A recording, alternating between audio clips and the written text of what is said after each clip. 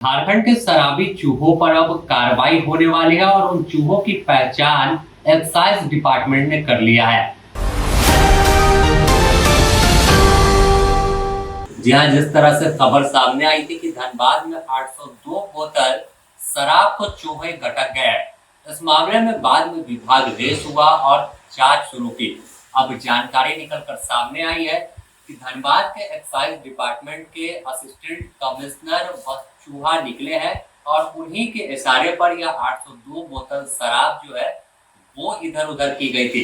इस मामले में अब उन्हें शोकॉज नोटिस उत्पाद विभाग की ओर से दिया गया है और जवाब मांगा गया है कि आखिर 802 बोतल शराब कौन पी गया था।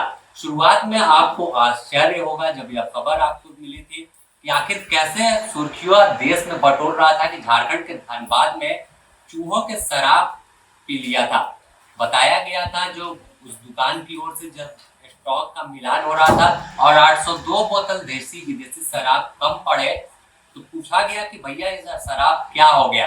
तो इस पर जवाब जो मिला था कि साहब शराब तो चूहे पी गए हैं और उसके ढक्कन को फुरेद दिया है।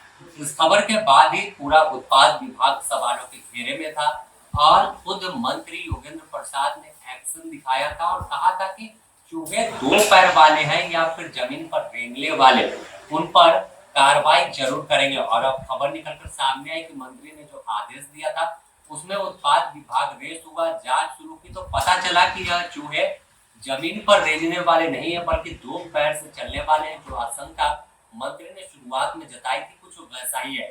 और इसी कड़ी में अब जब असिस्टेंट कमिश्नर को सो कॉज नोटिस हुआ है, जवाब तलब करने को कहा है, तो जाहिर है कि इन पर कार्रवाई होगी क्योंकि बड़े पैमाने पर झारखंड में शराब का खेल हुआ है।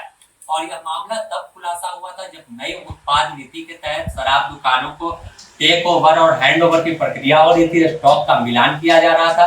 तो धनबाद में 802 बोतल एक शराब दुकान से शराब गायब मिली थी।